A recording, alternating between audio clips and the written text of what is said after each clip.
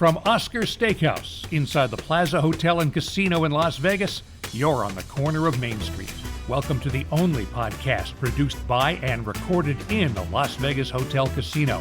From gaming to dining to entertainment to sports to Vegas history, this is the place to be for the inside scoop, because this is the place to be downtown. Now, here's Plaza CEO Jonathan Jossel. Good to be back on the corner of Main Street, where I have new banners on this outside of the building. I was just looking at them. I love them. Have you seen them? You checked them out? Of course. Yeah, absolutely. We had a windstorm which wiped them all out, the old ones, but actually it was time. It was time for a refresh. The colors are good. The look and feel's a little different. Shout out to Rush and Bronson and our marketing team that came up with the great look and feel for them. It's pretty cool. Yeah. So the big news around here was the new show that we just announced, but we're not talking about that today because we're going to have Amy and Misbehavin', who is going to be our partner in our showroom, which is long overdue that something happens in that showroom in a couple of weeks. So we're not going to talk at all about it today, but I was so excited I just wanted to mention it. And of course, the dinner series, which we are talking about today, is Amy was our guest there. Not our guest, but she came to it and absolutely loved it. Welcome to the family, Amy, if you're listening. Awesome, yeah. We got EDC that's in-house as we're recording this right now, so it's going to be another crazy weekend here. April, May, June, it's just all going to be... Everyone was saying in March there was a few signs of a slowdown. It was a tough comparison with Con Expo not being here and Easter and a few other factors, but candidly, April and May have been unbelievable. Right. The business in Vegas is back. And speaking of unbelievable, I did a video with a guy, Gareth, called A Day in the Life. I didn't really know what it was about, and he had come to me through a mutual friend and asked if he could follow me around, and I said sure, and he filmed it and recorded it, and it's been out for about 5 days as of our recording, and it's had about 500,000 views, and I can't believe how many people watch YouTube. It's unbelievable. You've gone viral. I don't know. Is 500,000 considered viral? Is that enough to be viral? That viral? I don't know. Yeah. But it's not that. It's the feedback. I love hearing from people. I love that people are saying they want to come downtown. They've never seen the plaza or they've never seen downtown and they want to check it out. To me, the feedback has been way better than I could have ever imagined. And shout out, I guess, to Gareth and credit to him because him and Nick, who filmed it, did an incredible job of putting it together. I really enjoyed doing it in the end, and they were fun to be around. But they made it really well edited and well done, and thought it came out very impressively. So all my family are very proud of me back home as well from seeing that. Like, oh shit, we had no idea what you actually do. Yeah, no, if you want to go check that out, it's called Vegas CEO Teaches Me How to Actually Win, and it's by Gareth Leonard. Which, by the way, I did not teach him how to win because there's no way to teach that.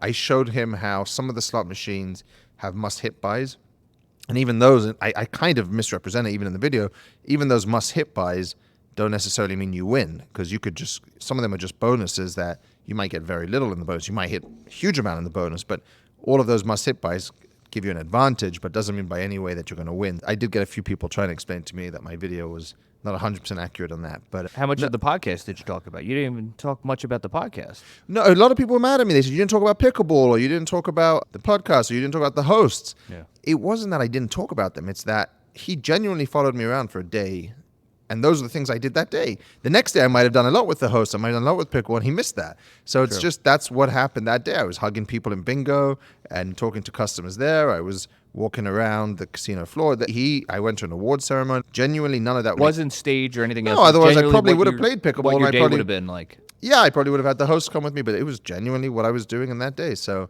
hey, we even had Oscar call me while I was talking to him, and that was genuine. Like, Oscar just called me and started ranting about the mob. Not the mob, the crooks, and that there are no mob, is no mob. It was genuinely an organic day in the life, and I wanted it to feel that way, and I think he did a good job portraying that. But speaking of Oscar, we're going to go to the dinner series, right? Before we get to the dinner series, I wanted to make sure that everybody knows we got a little bit of news and something different that we're doing for the podcast.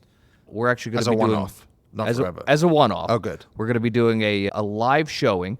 It's going to happen the weekend of our 1-year Carousel Bar opening celebration. We're going to have a whole party activated on June 8th at 5 p.m. for the Carousel Bar. But the day before, we're going to do a live podcast. We're going to bring on guests. We're going to stream it live. That'll be on June 7th from 3 p.m. to 5 p.m.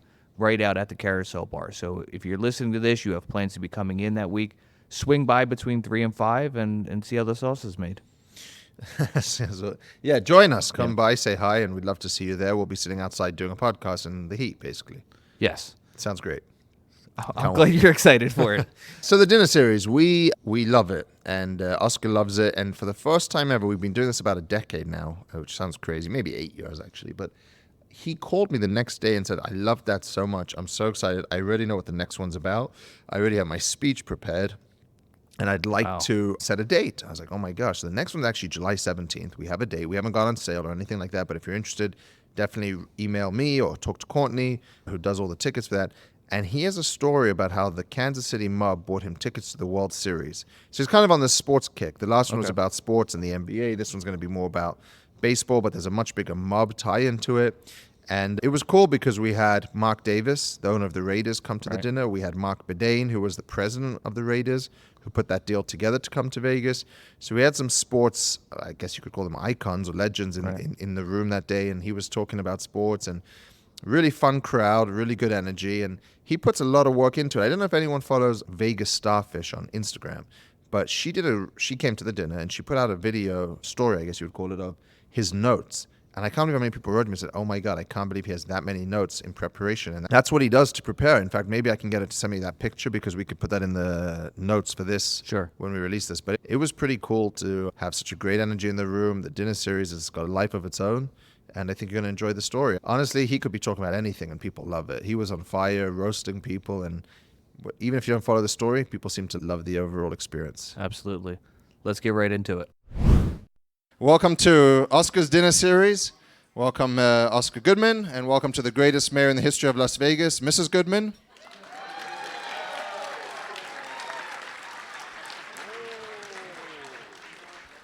I'm Jonathan Jossel. I'm the CEO here at the Plaza. Take a second. We'll slow down.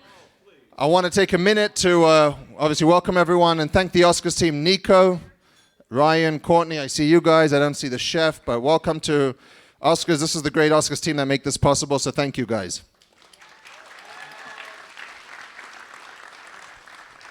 There's obviously big news in Las Vegas today that the Mirage is closing, but the biggest news in Las Vegas today is that Amy Saunders from Misbehavin' is joining the Plaza family with a new show coming to the Plaza in October, so welcome to the family, Amy.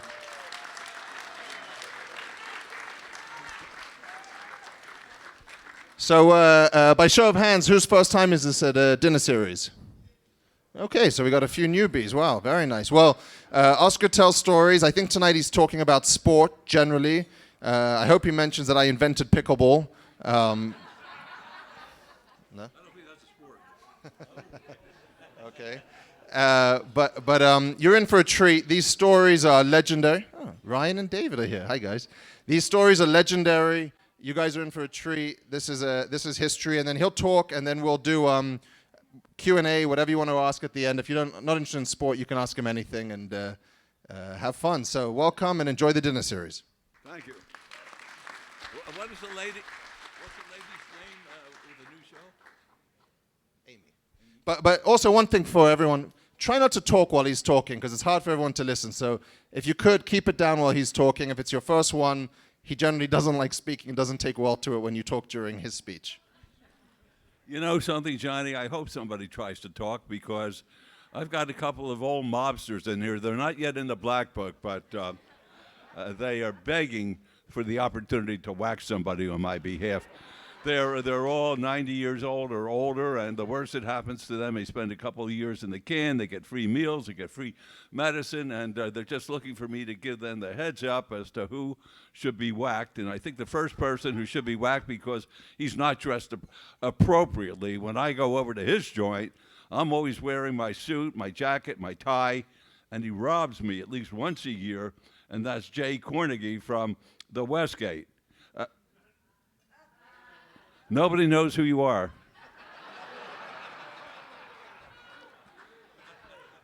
It's amazing. It's a little extraordinary, and I have to say this because I thought this was him. I thought that I would say something nice about somebody who was going to start a new show down at the showroom here. That is the worst outfit I have ever seen in my life. I mean, I don't know whether you're, and I like people from Bolivia. Some of my best clients used to import drugs from Bolivia. So you're fitting right in with the crowd here, which is very, very nice. Let's see who else I want to say nice things about. We have Mr. Davis here for the first time in my life. I've seen him in something other than just white. If he tries to leave tonight, I've told Gil and the security staff here to shoot him on sight. So don't give me that you have to go to the restroom. Don't give me that you have other prior engagements.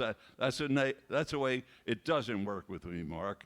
And then we have a very special guest here, a dear friend of mine. And it's not the guy, Mr. Masto from the Secret Service, because I really don't like him. And basically, I don't know whether he's ever paid for a meal in his life. I think that Joe Asher picks up every check that this guy has, even when Mr. Masto was the head of Secret Service here. He was always on the take. And why else do you think that he would be sitting down with a fellow who used to be with William Hill and is involved because he can't keep a job with every other gaming company in the world? Joe, it's good having the two of you here. And let's see who else I like. Wait until you hear when I don't like you. And then there is something which is remarkable. I had the pleasure of meeting somebody in the back room there where I'd like to go and relax, and they don't let me relax before I speak because I want to get my thoughts in order. And I met a woman whose last name is Starfish.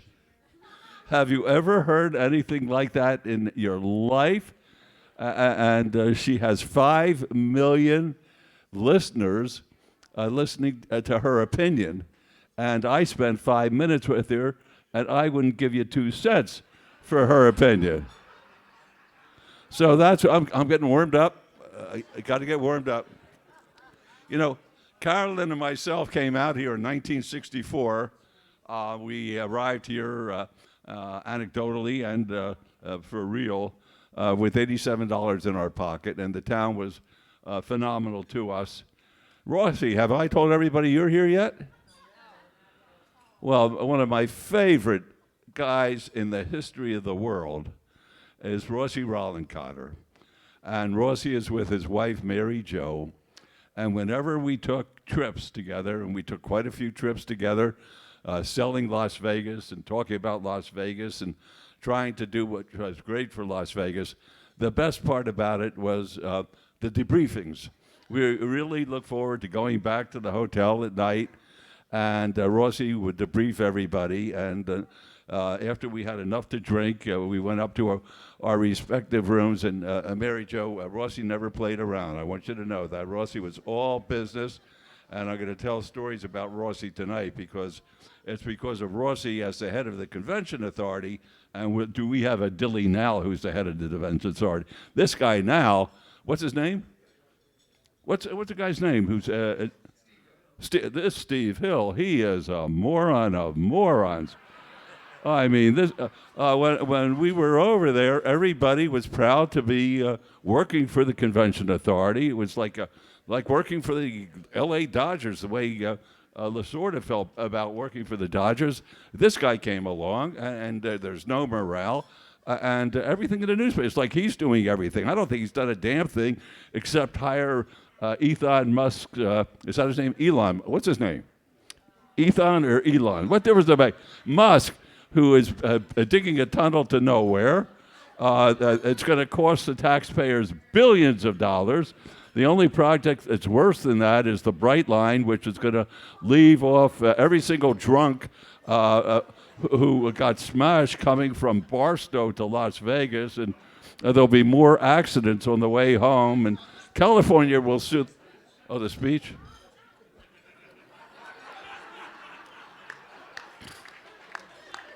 See, Jonathan, you're a killjoy. I'm the only guy having a good. What? Yeah, Jonathan. Well, he really doesn't own the place like he tells everybody. He's just the CEO, okay? a big difference. We've got a guy who can't even speak English that owns the place. Am I allowed to say that, Johnny? No. I'm not allowed to say anything tonight.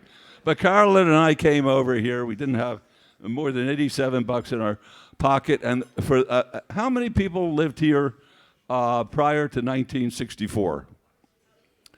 Well, very, very well, Rossi, you're the only guy who remembers anything that was good about the place then, because people told me that Las Vegas was devoid of sports, and we had sports. Would you believe it or not? We had a pari-mutuel, a horse racing track here with horse races where the Las Vegas Country Club is, and we had a dog track, pari-mutuel, where they raced the greyhounds. And we had High over at MGM, and Miss Starfire's husband works for MGM, so I'm not going to say anything bad about it. But they did have the High there, which you could bet on, pari-mutuel as well, phenomenal. We had the Allen King tennis tournament. We had all these great things as far as sports were concerned. So it wasn't devoid of sports, but when you take the boy and transport him from Philadelphia out here, you can't get Philadelphia out of the boy. And I missed sports something terrible, and I said, if I ever get to the point of having any kind of influence whatsoever, I'm going to do everything within my power to bring sports to Las Vegas. And when I got elected, I'm not going to ask who's interrupting me, but when I don't know what they were doing. If it was a clap, it looks like they probably should go to UMC or something. But when I talked about sports, I thought of my dad, who I love more than life itself, raising me in Philadelphia. And he used to take me to the Philadelphia Phillies games, and I would watch the Phillies play the Brooklyn Dodgers and see Robin Roberts, the great pitcher, pitch against Don Newcomb. I actually saw Jackie Robinson steal home a couple times, and he would take me to see Concrete Charlie. There's not one person in this room who remembers who Concrete Charlie is, other than Rossi, perhaps. Does anybody know who Concrete Charlie was? Well, he was Chuck Bednarik. He's the last player that went, and it meant different in those days than it does today. And I'm not one of these people who, picks on somebody because they have a certain belief or a certain lifestyle. But he went both ways. He played both offense. He was an offensive center, and then he played defense. He was a defensive linebacker, and he's the one who knocked Frank Gifford out of baseball so he could marry. What was his wife's name? Oh, there's one person who knows something. That's a good thing. And he would take me to those games in Philadelphia. They were called the Philadelphia Warriors in those days. Now it's the Golden State Warriors, but they went through a couple of name changes, and they actually had two great ball players. The guy who invented the jump shot, Paul Arizin, he went there. He played for them, and I had all these wonderful experiences, and I really missed that almost as much as I missed a Philadelphia cheesesteak sandwich. And I said, the three things I want to do if I'm elected the mayor. One, I want to have great academic medicine, because you're not a world-class city unless you have great academic medicine. At least there's one person who has common sense around here. And Larry Ruvo was kind enough to have his Ruvo Brain Institute placed over in what is now Symphony Park, and it's been the cornerstone of that whole downtown section that has made everything in the area here just blossom, and I'm forever indebted to him. And as I understand, I listen to she doesn't know I listen to her, but I listen to her. She won't talk to me, but I listen to her phone calls, and she is my wife, and she is the mayor, and I think I'm hearing things that maybe the medical district could expand, and that would be even better for what's happening in the downtown area here. So I thank Larry very, very much for that. I wanted to have culture. We were devoid of culture. There's no question about that. And first thing we did is we took the Fifth Street Elementary School and we made it into the Fifth Street Elementary School. And we made it into an agora, like a Greek marketplace. And little children would go there and take violin lessons, and it was a wonderful thing. when I was first elected, these little children would be walking around the downtown area with violin cases with violins in them. Oh, do we have a bunch of dogs here tonight? This is unbelievable. And then as far as sports were concerned, and that's what I'm going to be talking about tonight, I'm going to be talking about Rossi and myself and other members who really love Las Vegas, who were associated primarily with the Convention Authority, our efforts in order to bring sports here. And it was a battle because Las Vegas had the image of Sin City, which I thought was great. It made us different than any place else, and that's why I loved having the Mob Museum, because there's not another museum in the history of the world like it. And now it's the history of law enforcement and organized crime. It's a real feather in our cap, and is doing great. And I really wanted to have sports here, and I wasn't sure how to do it, but I wanted to test the waters. And the first week I was on the job in 1999, I was elected in 1999. Pardon me. I said to Rossi, and well, we got to take a trip, Rossi, because I was on the Convention Authority at the time. I later became the chair of the Convention Authority and had a wonderful time trying to make the city a better place. I said, what do you think? And he said, I think it's great. I think we should go back and we should talk to the leagues. I said, that's terrific. So he made an appointment to see Gary Bettman, who was the commissioner of the NHL. And we went into his office, and Bettman was as warm as could be. He greeted us, and he says, I think Las Vegas would be a great town for hockey. He says, right now, though, we don't have any expansion teams, and we're not planning that, and none of the teams want to move, and we don't have any plans on the board for a new team. But if we did have hockey there, I'm sure Vegas would be a wonderful place, and not one negative thing to say about Las Vegas. Well, we walked down the street, and we went to the old curmudgeon's office. The curmudgeon that I'm talking about, there's only one curmudgeon, and that was David Stern.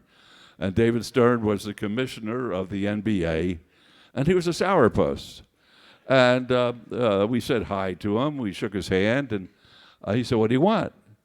I said, we want to talk to you about having the NBA have a franchise in Las Vegas. And he looks at me, he said, Las Vegas? Where they have sports betting? He said, I wouldn't authorize the league to have an NBA franchise in Las Vegas. It would happen over my dead body. So I said, Mr. Stern, do you know what I did about 2 months ago? I think I can arrange that. So after that, we had a long and tortured history with Mr. Stern. Wherever he went, we showed up. We were every place he went, and Rossi had a brilliant idea. He said to the NBA, the Convention Authority will become a sponsor of what's called NBA Euro. The NBA would go over, at that time, there were 5 cities, but we signed up for 3 of them. We went to Barcelona first, and then it was Rome second, and then we went to Paris third, and Barcelona was great. We didn't.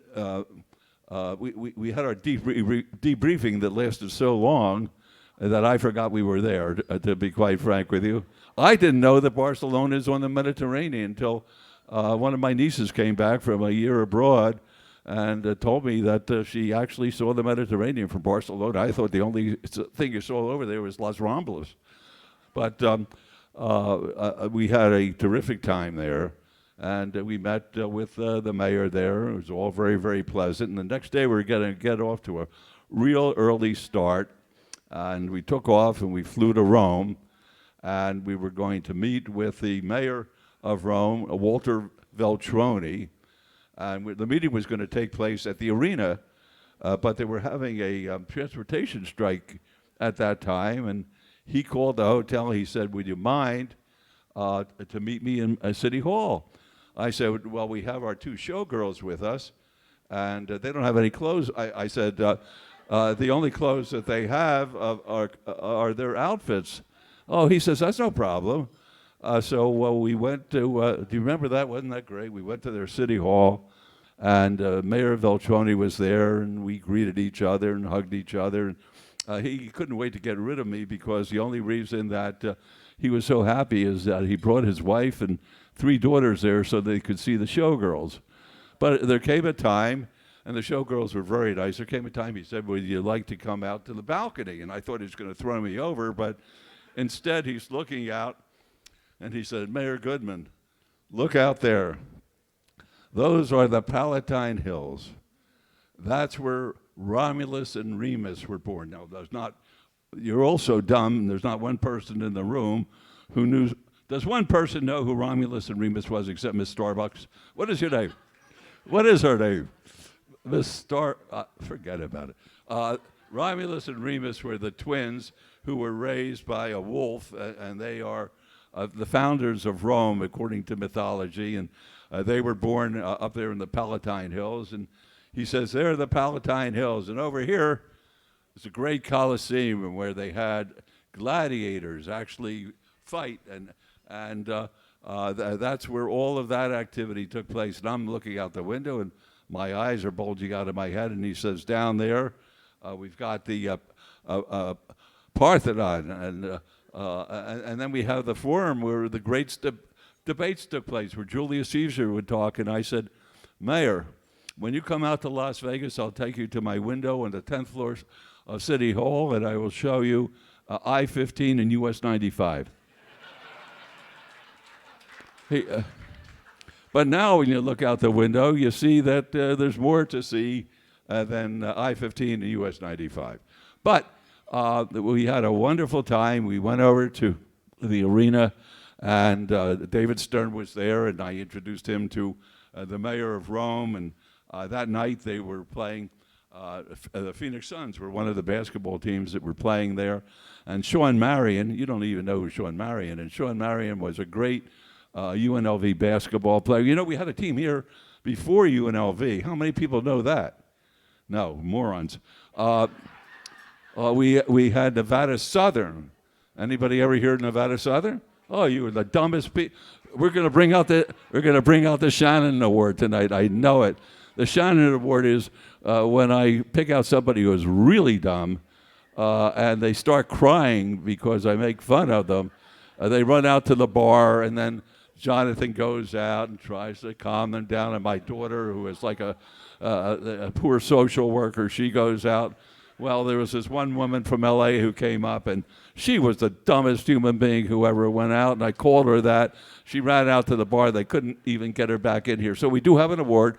It's called the Shannon Award, named after her, and it goes to the dumbest person in the room, which is a very good thing. And right now, nobody qualifies, but if you stick around long enough, I could tell with your reaction and your response that that's a given tonight. And we had a wonderful time with Mayor Veltroni and his daughters and his wife, and we went over to the arena, and I introduced him to David Stern, and Stern said, well, maybe Las Vegas is legit. This guy knows the mayor over here, and the showgirls were very, very nice, and we sat down. I think it was the first or second row, and I wanted to show Mr. Stern, who was on the second row, that we knew what we were doing in Las Vegas, and I started to make book of the game. I was like the bookmaker for the game, and would take bets from people in the audience who wanted to bet on the game. And Stern he's steaming. I mean, how could somebody come here representing Las Vegas and start taking bets? But then when he looked down and he saw Portia, who was one of my showgirls, who apparently caught his eye, he couldn't care less that I was making book. He had what I would consider to be the wanderingest of most wandering eyes, and we got through that night, which was very, very nice. And then the next day, we were going to take a little trip around Rome, and they all went off to the Vatican. And being the kind of person who isn't particularly interested in visiting the Vatican once. Carolyn and I, on our honeymoon, we went over to the Vatican, and I really don't like the Vatican because there was a woman who was following us, and I don't know why she did this. She ran down the hallway and kicked me. I don't know whether there was anti-Semitism in those days or not, but she gave me a pop on the foot, so I never wanted to go back there. And I said, well, you go to the Vatican. I'm going to just walk around Rome. And I called Carolyn because I missed her so much. And I said, sweetheart, is there anything I could get you here? And she said, well, and she's never asked for anything in our 62 years of being married. She's never asked for anything. Two things. She wanted me to, when we came out here, what are you clapping for? You don't have to live with her. She asked for two things. She said, can I get you a new car? So I got her a very nice car. And could I buy her a horse? And I bought her a horse that had won the Futurity in Salt Lake City, and she would ride that horse all over the desert. And she was very, very happy and never would ask for anything. Most philanthropic person I know other than you, Mark. And I mean that seriously. You are very, very good to our town, the way you sponsor every kind of event. That is not a joke. And she said, I forget where I am. So she said, I was reading a magazine, and I saw in the magazine a magazine like Vogue or Elle or one of these childish ladies' magazines, and she says, I saw this purse. What? I saw, I'm not talking about you, she said a bag. No, a purse. A purse. That was, it cost a fortune. And the only place that sold it, of course, was Prada. And I never heard of Prada. And I walked out of the hotel, and I asked the first person, and I spoke Latin from high school, but no Italian, and I'm saying Prada. They thought I was completely nuts, and somebody pointed down there, and I went into Prada and negotiated a deal, and I got, believe it or not, the purse that she described to me, and I bought that for her, and then I got disoriented. And as I said, I didn't speak any kind of Italian. And I walked down the Spanish Steps, there are 57 of them, and they don't have any railing there. And I had to touch everybody's head who was sitting on the steps to make my way down. And I touched 57 heads until I got to the bottom. And then I'm looking around, and I look for my key. I lost my key. I couldn't remember the name of my hotel, and I began to panic. I began to panic. I thought I would probably end up in the Vatican for the rest of my life. And then I really got scared. And thank God, a woman called me. I had met her the day before. It was Bill Russell's wife. Now, I know everybody here knows Bill Russell, probably the greatest defensive center in the history of the NBA, and his wife was a lovely lady. She said, Mayor Goodman. I'm looking around. I said, hi, Mrs. Russell. I'm lost. She said, well, can I take you back to your hotel? I said, if you know where I'm staying, I would love it. And we got in a cab, and she took me back to the hotel, and it was wonderful. And then we went to the ball game, and we had a great time there. And then that night, Rossi, he went overboard on this one. He picked out the best restaurant, the best seafood place, maybe in the history of the world.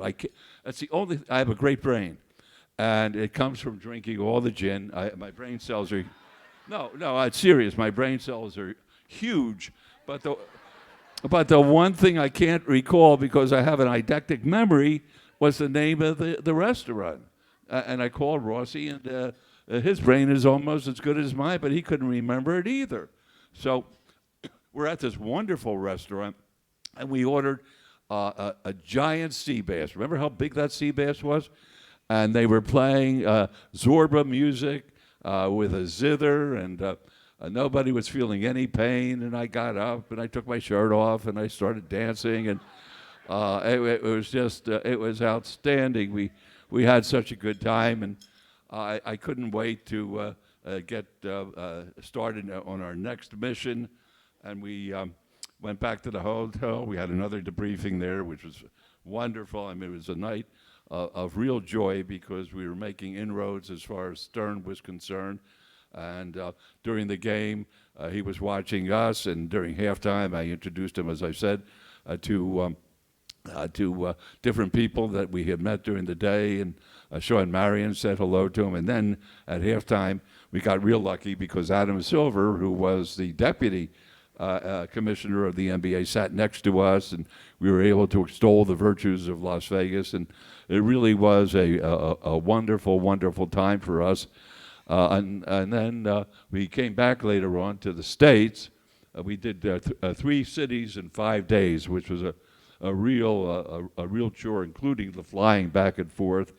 A young lady about 8 months later, who was a photographer for the Rotten Review Journal, was taking some pictures, and she came up and she said that she was going to go to Rome. I said, well, do I have a treat for you?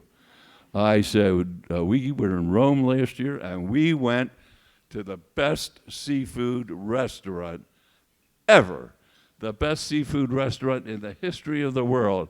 And she said, what's the name? Well, then my brain cells were working a little better, and I gave her the name of the restaurant, and she came back, and I saw her when she came back, and I said, how was the restaurant? She said, Mayor, it was closed. I said, what do you mean it was closed? She said, yes, the police closed them down. The police closed them down. Why did they close them down? Because they found out they were importing heroin inside the fish.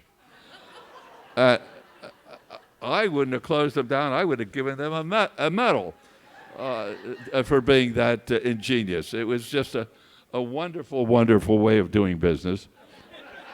And let me see. I may have forgotten one thing here. Let's see here.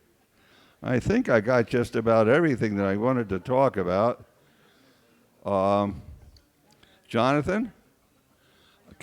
Yeah, I think we're ready for Q&A. How long did I talk? 30 minutes. Right on the button. It's like I'm a human alarm clock. All right, so now I think that was...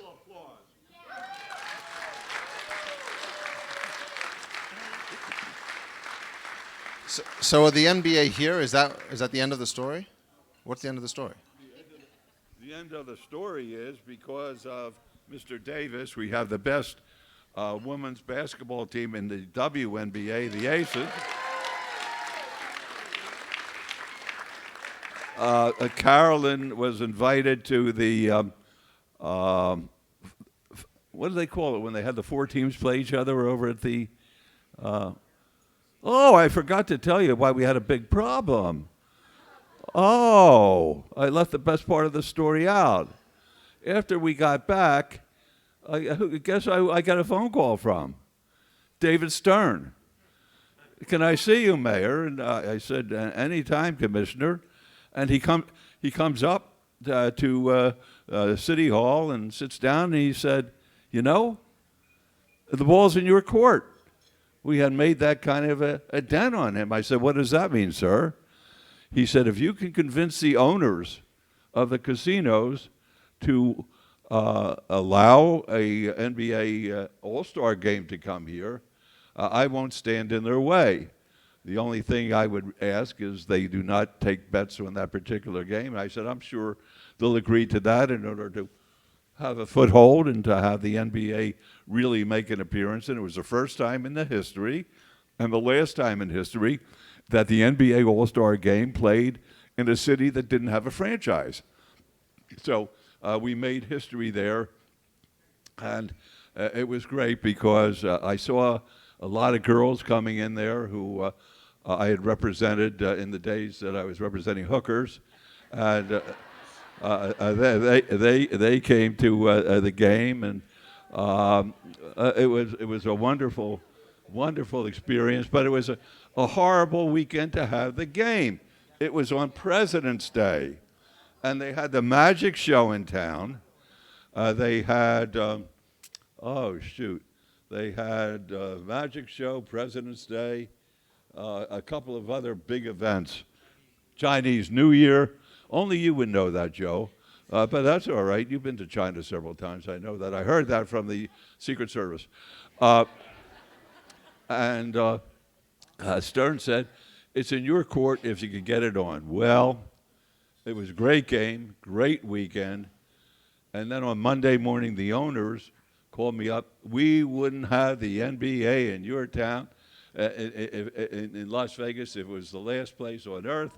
What these people did when they came in here, the gangbangers from L.A. came in, the hookers came in, nobody tipped the wait staff. It was a disaster. And I said, any other complaints? Well, I said, what do you think, Commissioner? He said, well, certainly if we ever came there, we have to have a new arena because even though it was at the Thomas and Mack was a grand old dome, but it was old. And I said, I'm sure that would all be arranged. It'd be first class. Everything we do in Las Vegas is first class.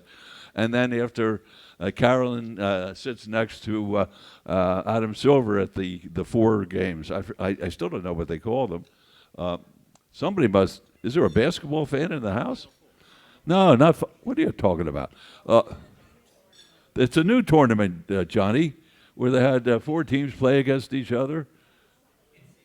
Oh well, we had the summer league, we had all that kind of stuff, and I get the feeling based on the wink and a nod that the mayor got from the new commissioner of the NBA that it won't be too long until we have an NBA franchise of our very own in Las Vegas. I just get that feeling, and I'm usually not wrong. What, are you trying to take this away from me? I'm having a good time. All right, I'm going to start drinking. Go ahead. Well, it is pretty amazing given the... And a round of applause for Oscar.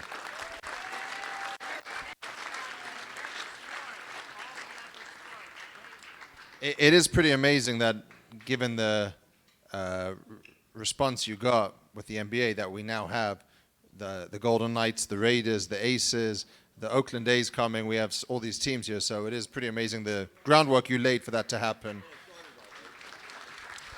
Okay, so now you can ask Oscar anything you want. Doesn't have to do with anything he talked about, although it can be. And don't be shy. There is no Shannon Award. It can be as stupid a question as you like. And who wants to kick it off? Yes, right over here. So this will be the first time in this millennium where a Goodman isn't mayor. I'll repeat it. I'll do it from Mr. and Mrs. Wait Goodman. a second. You better tell them what a millennial is. They won't have any idea. Oh, okay, we'll get there. This crowd here. What's your advice for the next mayor that you would like them to carry on your incredible legacy for both Mr. and Mrs. Goodman? So the question was, sorry, and you stopped in the beginning, but the question was, it's been 25 years of Goodman's as mayor. What would you like to tell the next, thank you. What would you like to tell the next mayor, whoever that may be? No endorsements unless you wish to. What would you like to tell the next mayor to carry on your legacy? They should go up to the legislature and do away with the stupid rule that their term limits. Goodman's forever. Hey, guys. Anyone else? Any other questions tonight? Yes. Wait, Joe. Starfishers first. Of all the things that you would attribute to your legacy, what change have you made in Las Vegas that you're most personally proud of? Of all the things that you would attribute to your legacy, what is the thing you're most proud of? I think I'm the only person that didn't get divorced during the 25 years that Carolyn and myself were the mayor.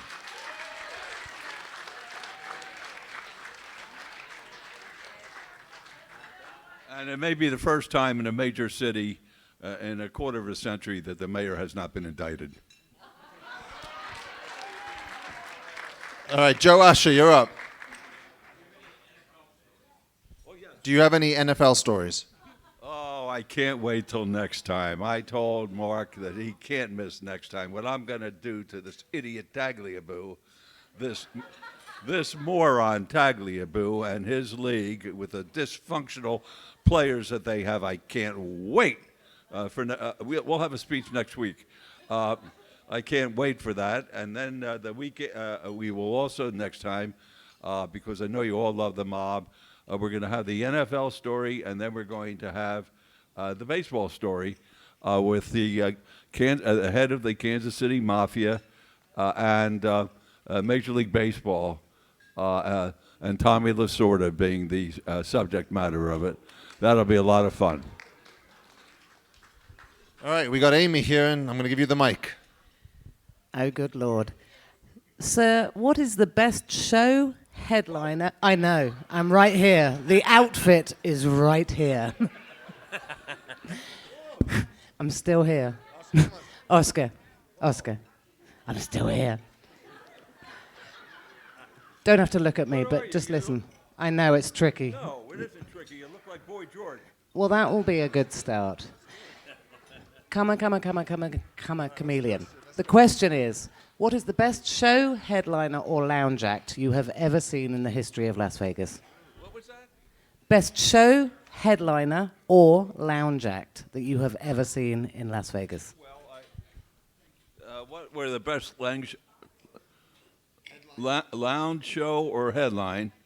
And a couple of them, okay? Siegfried and Roy, I believe, were extraordinary. And then one of my first clients when I started to practice were the Bottoms Up show, which was basically an afternoon show, and the first one that basically had topless performers in it, and that's the only part of the show I went to,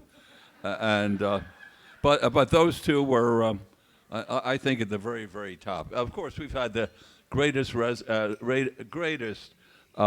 shows in the history of the world. I hope yours is so good that you'll send people up here and they'll be standing in line to have dinner. I hope so too. If you don't, you're in a lot of trouble. I promise you that. All right, next question. I love hearing your stories, Goodman, especially talking mafia or mob. I love the sports too, but Casino is definitely one of my favorite movies. Please share with us some juicy story about a mob that we would leave here and not feel incomplete. The question is, share a story from the making of the movie Casino, which you prominently starred in, that would be a juicy secret or some piece of information that a fan of the movie would appreciate. Well, it was an amazing experience for me because I can't memorize. And I got a phone call one day from Martin Scorsese, and he asked whether or not I'd like to play myself in this movie Casino, because in real life I represented the persons that De Niro and Pesci and Sharon Stone portrayed in the movie, and I didn't want to tell him at that point in time that I can't memorize, so I'm probably not the right guy for the role. But I love the fact that I'd be in a movie with these great people, and Scorsese is my director for the first movie that I ever made, and I went to over to the wardrobe place, and I saw a fella who was about 5 foot tall, and he had a little crook in his arm. Not a little crook, that doesn't sound right. He had a bent arm and was carrying a briefcase. And I thought it was Tony Spilotro, a reincarnate. And it was Joe Pesci. And these people were absolutely as nice to me as was possible, because I couldn't memorize a line, which should have taken, let's say a day, the way Scorsese does something, 2 days. With the little scene that I was in, it took about a week. We went over and over because he's a perfectionist, and he would take pictures from above, beyond, left, right, whatever. And one day, Carolyn says to me, it must be a horrible thing for all these actors who are in town, who were staying at the Treasure Island, that they haven't had a home cooked meal in all this time. Why don't I make a home cooked meal for them? I said I'm sure they would love it. And when I invited them to our home, they all came over, Scorsese and De Niro and Pesci and Sharon Stone. It was an outstanding meal. They said, boy, this Italian pot roast is absolutely unbelievable. And Carolyn says, no, it's Jewish brisket. But then our next door neighbor was a real genius too, Steve Wynn. And yeah, I feel the same way. And Steve called, and he said, I want to come to the dinner. I said, there's no way in the world I'm going to let you in my house and mess up a fine evening. And I want to come to your house, and I want to have dinner. I said, forget about it. So this brave guy has his wife, Elaine, call Carolyn, and says, Steve's driving me nuts. He says he has to come to the dinner. So Carolyn, being the nice person that she is, said, come on over. You can have dinner. There's no problem. Well, imagine this. This is the thing. This is the wonderful thing about Las Vegas. This was so cool. Carolyn doesn't let anybody in the world do anything. She does everything herself. I don't even know why she has a staff at City Hall, because she gets down there early in the morning. She leaves late at night. She does everything herself. And this is the first time I can remember that she wasn't doing the dishes by herself. And could you imagine Carolyn Goodman, a woman whose husband was of meager means, Sharon Stone, who was worth hundreds of millions of dollars, and Elaine Wynn, who was worth about $2 billion. Can you imagine all of them doing the dishes together? It was a sight to behold. And Steve, he didn't even thank. He didn't even bring flowers. The guy didn't even bring candy to you. There's bum. Okay. We got another question over here.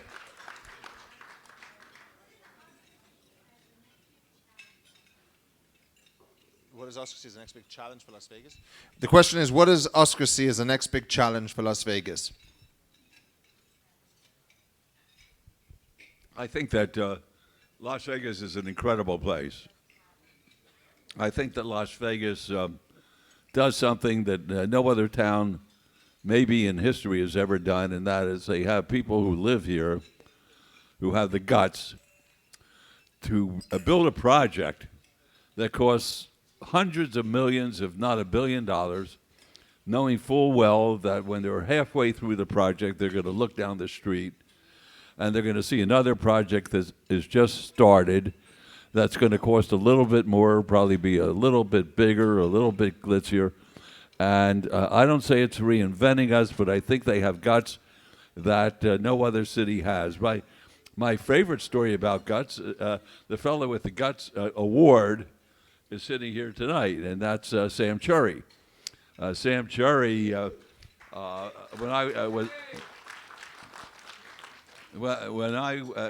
was chairman of the Planning Commission, and when I was first elected, Sam, the secretary, said, there's a fellow out here who'd like to talk to you. And I said, then the phone wasn't ringing, nobody was coming up, I had nothing to do. I said, well, send him in. Well, here comes a guy who looks like a bum. He had well, tell me if I'm wrong, Sam. Raise your hand if I'm wrong. Looked like an absolute stone bum. He had go-aheads on. I said, what are you doing here? And I'm the mayor. Is this the way you go to the mayor's office? He said, I just wanted to tell you that I believe in your vision. I looked at my eye, not that vision. He said, I believe in what you're talking about for the city, making it a great world-class city, and I'd like to be the first person to try to make it a better place. And I said, if you can do that, then I'm a very bad judge of character, because I think you're going to fall on your fanny. But Sam went forward, and he built Jewel. No, well, the first one, Soho. That was the first one. Newport was the second. And now a series of other apartments and condos. And he pardon me? Oh, share yourself. Share is another apartment complex that he's built. He's a remarkable guy.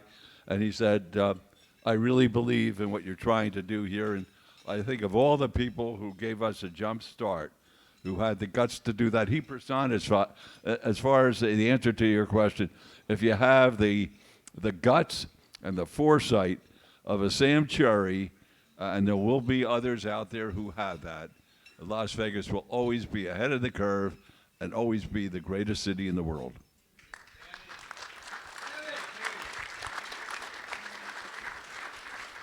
Okay, we got a couple questions over here.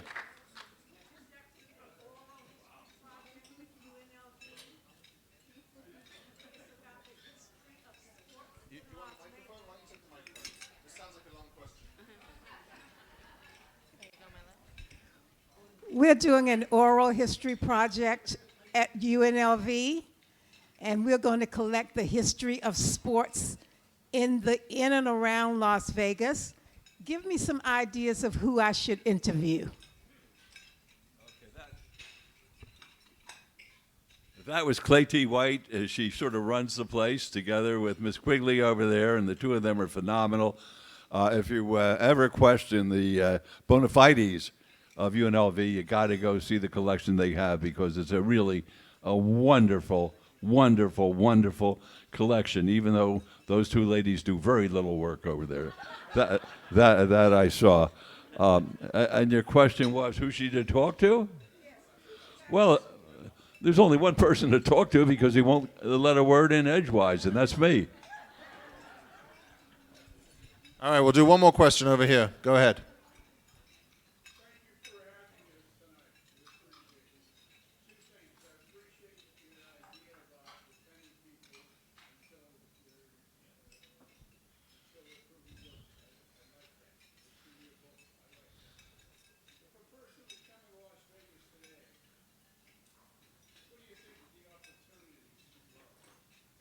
So,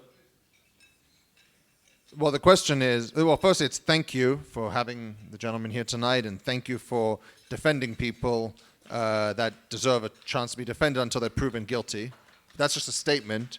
And then the question is, for someone that's moving here, what would you recommend for them to do as a business for opportunities to grow?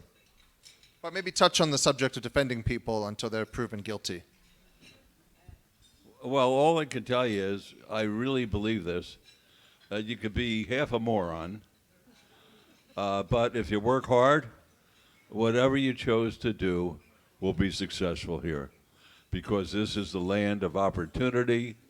It's a city that welcomes nice people, good people, decent people. That's all you have to be, and you'll succeed at whatever you do. All right, we'll do one more over there. That was quick.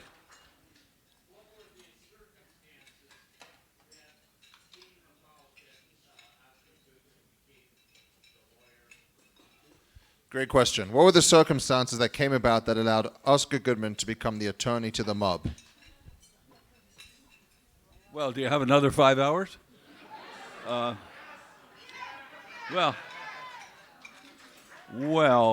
Make sure. Tell the chef to keep. Tell the chef to keep my steak hot, please. Okay. Carolyn played a game when she lived back in New York with her family called concentration.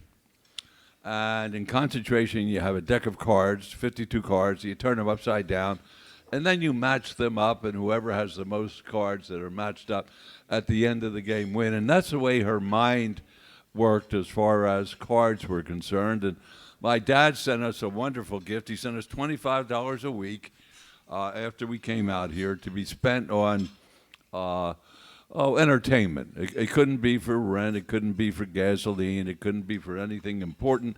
It just had to be for fun. And I used to take her out to the Hacienda, which is where the Mandalay Bay is now, and we'd have a very nice meal in their charcoal room. And after the meal, we went to a blackjack table, and I would stand behind her because I knew that the dealers would think and the pit bosses would think that anybody who plays these games is a sucker, because they don't build these beautiful hotels because people are beating them. And Carolyn was playing, and whenever she won $10, she took her purse. She put the money in her purse, and at the end of the night, if she ran out of the $10 or whatever, we went home. And after a period of time, the fellow who was the dealer, and this is where my brain cells come into play because it's remarkable that they remember the fellow's name over 60 years ago. The dealer's name was Bob Butler. He calls me up and he said, Mr. Goodman, and I said, no, Oscar. He said, Oscar, he said, I'd like to file bankruptcy. I had some financial difficulties, and I said, I don't know, bankruptcy from bankruptcy. I never did anything like that, but I did have a little sign up at my law office that where there's a fee, there's a remedy. So I had to at least keep myself true to myself, and I learned how to do the bankruptcy, and he was very, very happy. And then one day, a phone call came into the hacienda, and a guy, who's the best criminal lawyer in Las Vegas? And a fellow who's a pit boss there, because nobody ever says they don't know in Las Vegas. Everybody knows everything in Las Vegas. Nothing's changed over the years. The pit boss cups the phone, who's the best criminal lawyer in Las Vegas? And the dealer that I did the bankruptcy for said, I don't know whether he does any criminal work, but Oscar's a nice guy. Tell him to call Oscar Goodman. So I get a phone call, and a fella calls up, come over to such and such a place, over near 15th and St. Louis, which was a very exclusive neighborhood at the time. I have something for you. We want to hire you on a case.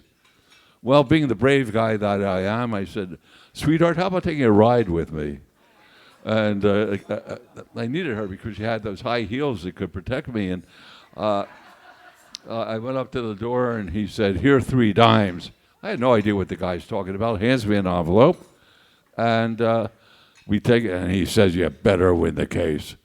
And we walked to the car. I said, sweetheart, drive around the corner. We open it up. 30 $100 bills. I had never seen so much money in my entire life, and I thought to myself, I better win the case.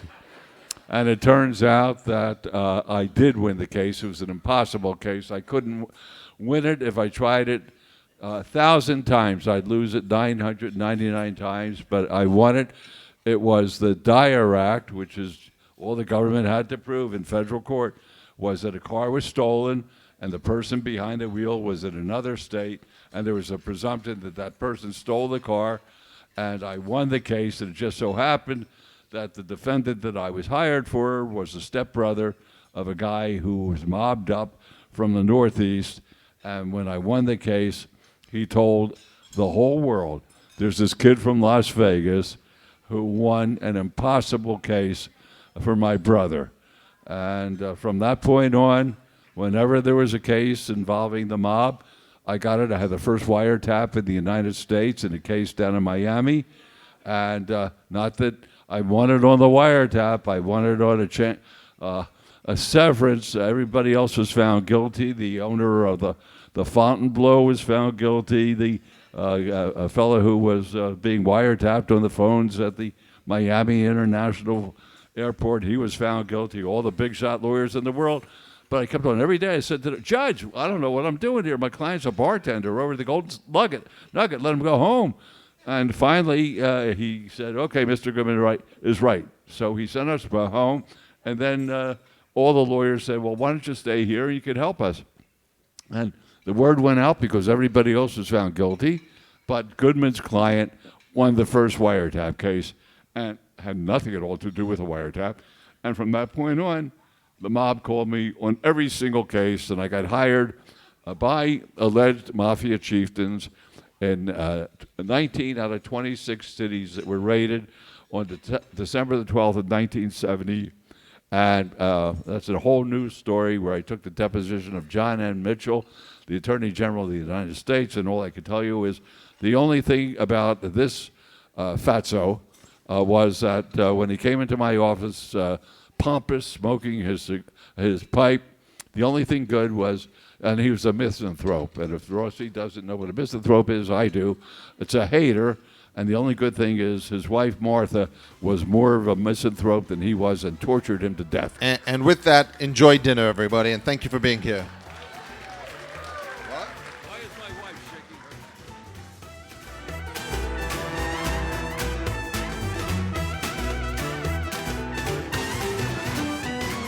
Are you a fan of On the Corner of Main Street? You're listening, so we'll assume that's a yes. So share the love, rate, review, and tell a friend to subscribe. Also, follow us on Twitter and Instagram @PlazaPod, on Facebook, Plaza Podcast, and feel free to write to the man himself, at Jonathan Jossel. We'll see you next time, right here on the corner of Main Street.